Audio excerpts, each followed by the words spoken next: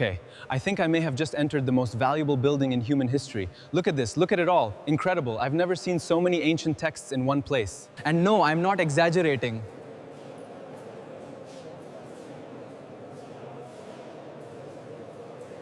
Right now, I'm standing inside the legendary Library of Alexandria in ancient Egypt.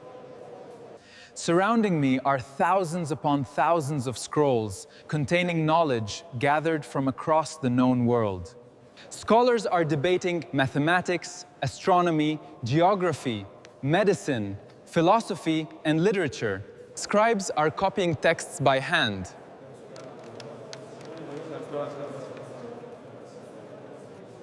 Messengers are arriving with documents from distant lands. And the craziest part?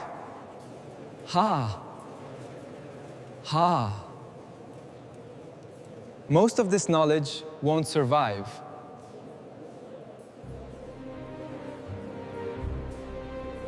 Welcome back to another time travel vlog. Today we're traveling to one of history's most famous and most mysterious places, the Library of Alexandria. For centuries, people have talked about this place almost like it's a myth. Some call it the greatest library ever created. Others see it as the ultimate symbol of lost knowledge. But what was it actually like?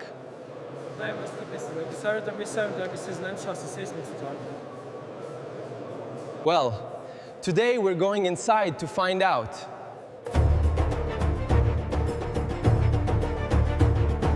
The first thing that surprises me is that this isn't just a library. Honestly, if you're imagining rows of bookshelves like a modern library, forget that image. This place feels more like a giant research center. Everywhere I look, scholars are working.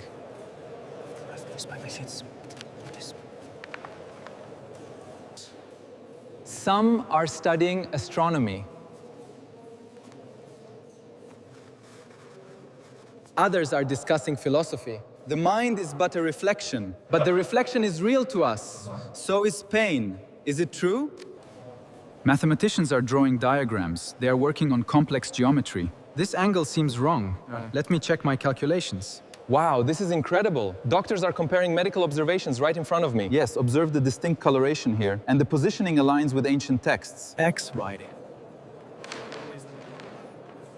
Writers are translating texts from different languages. The entire building feels alive with ideas. It's like the world's smartest people all decided to gather in one place. And somehow this place still stands.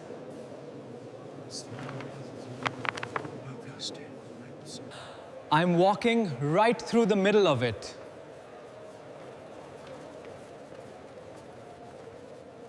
Now let's talk about the scrolls.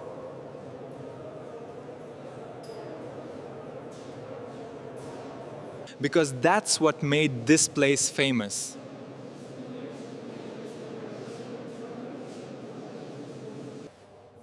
Ancient rulers of the Ptolemaic kingdom had an ambitious goal: collect as much knowledge as possible.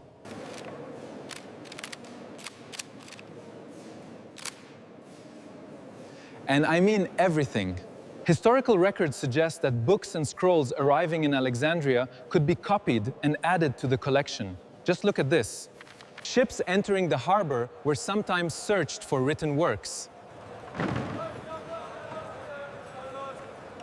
Texts from Greece, Egypt, Persia, and many other regions were gathered and preserved. Think about that for a second.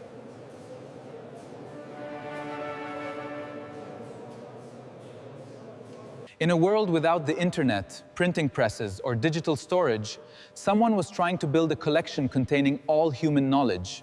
That's an absolutely wild idea.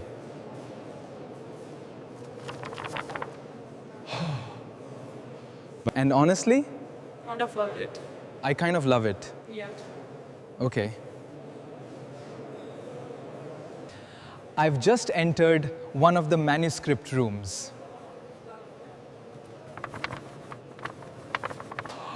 Whoa. Oh, look at this. Shelves line the walls from floor to ceiling. Look at all this. Storage compartments are filled with scrolls.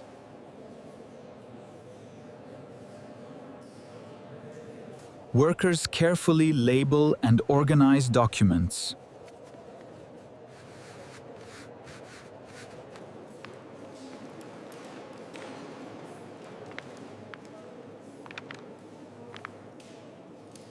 Others are arguing passionately about ideas. You can practically feel centuries of knowledge sitting inside this room. And here's something fascinating.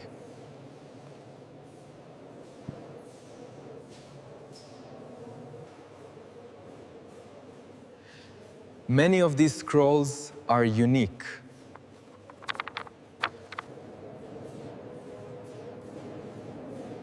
There are no backup copies stored in the cloud.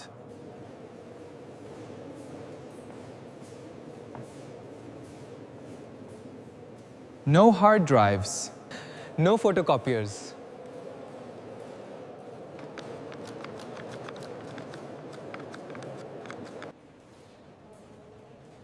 For some texts, this may be the only copy that exists anywhere on Earth.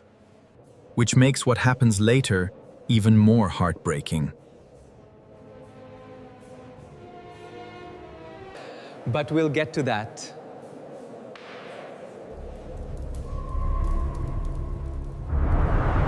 For now, let's explore.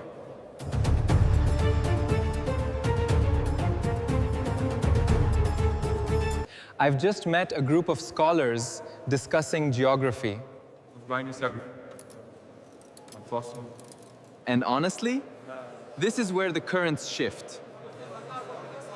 But the trade routes favor the east. They're asking questions that still matter today.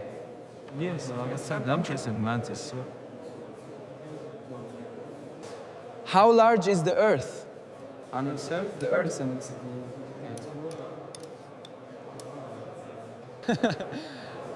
How far away are different regions? How can distances be measured accurately? This golden instrument shows the angles. Here's how to use it. I see, we mark the distance with the compass. In fact, one of Alexandria's most famous scholars, Eratosthenes, calculated the Earth's circumference with remarkable accuracy using observations and mathematics. Thousands of years ago.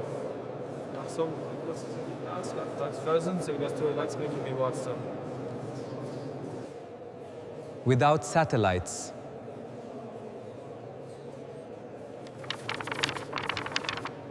Without airplanes.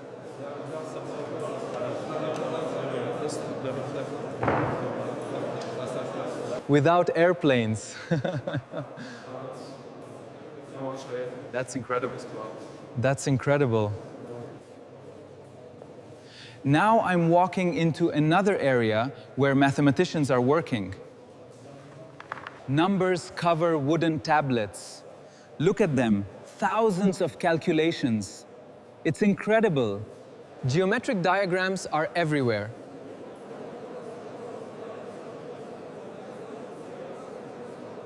People are debating theories and solving problems. The Pythagorean theorem does not apply here, but the square of the hypotenuse is what we need. Exactly, look at this. Oh, I see it now. It's easy to forget how much of modern science has roots in places like this. Knowledge doesn't appear out of nowhere.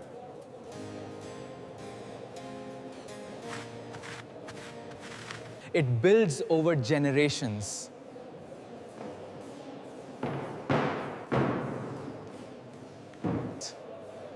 And libraries like Alexandria helped make that possible.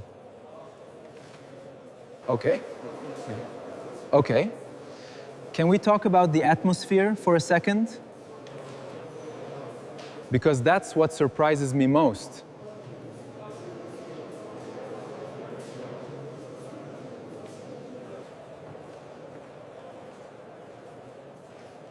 I expected something quiet and formal. Instead, this place is buzzing with energy. People are constantly asking questions. What do you think? It's crucial, absolutely crucial. Challenging ideas. Testing assumptions. Sharing discoveries. Nobody here is acting like they already know everything. That's what makes this place special. It's about seeking truth together. They're trying to learn more. Fascinating discovery, Professor. Indeed. This text speaks of ancient rituals. Indifferently. And honestly, that's probably the real magic of this place. The scrolls. Not the scrolls, not the building. The curiosity. The belief that knowledge matters. The idea that understanding the world is worth pursuing. Exactly, that's why we are here. That's powerful. Now here's where the story gets complicated. Because everyone knows the Library of Alexandria for one reason. It's destruction. But the truth is, historians aren't completely certain about exactly how or when the library disappeared. Many people imagine a single dramatic fire destroying everything overnight. Reality was probably more complicated. Historical evidence suggests the library may have suffered damage during different periods over several centuries. Parts of the collection may have been lost gradually through wars, political changes, neglect, and other events. In other words, this is where we begin.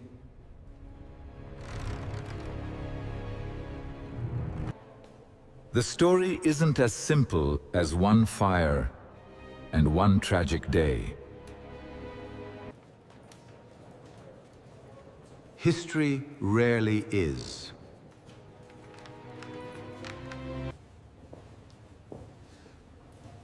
But regardless of the exact details, one thing is clear.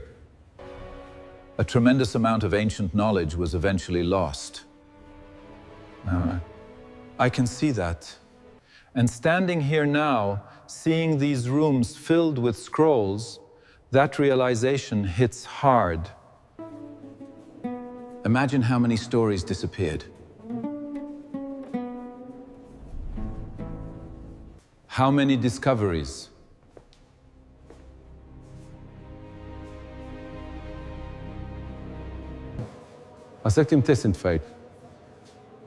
How many observations? Countless, more than you could imagine. How many ideas? Some may have survived through copies elsewhere. Others may have vanished forever.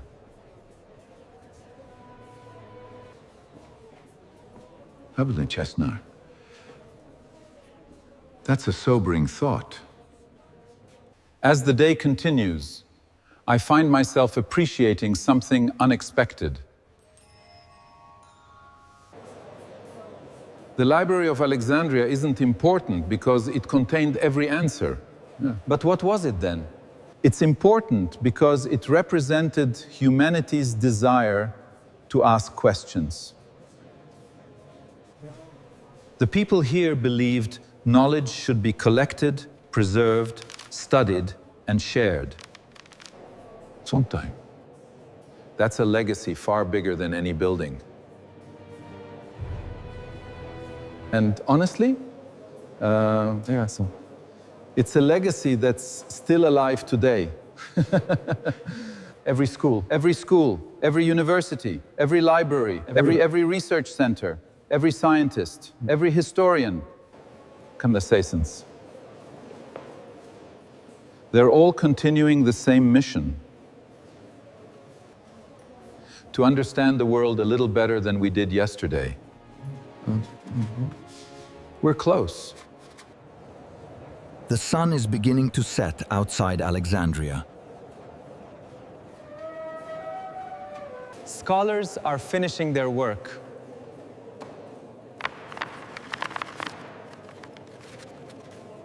Scribes are storing scrolls.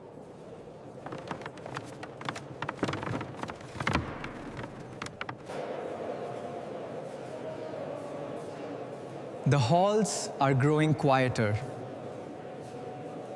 And as I take one last look around, I can't help feeling grateful that a place like this once existed. Because even though much of its collection may be gone, its influence never truly disappeared. The knowledge that survived shaped civilizations.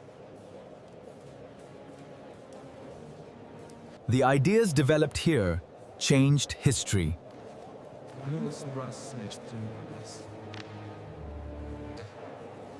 And the dream of preserving human knowledge continues to this day. Standing inside the Library of Alexandria, I finally understand why people still talk about it more than 2,000 years later. It wasn't just a library.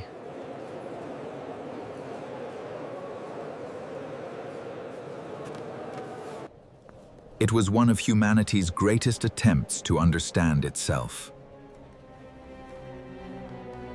If you enjoyed this journey into the ancient world, make sure to like the video, subscribe for more time travel history adventures, and let me know in the comments. If you could recover one lost text from history, what would it be? Thanks for joining me on this trip through time.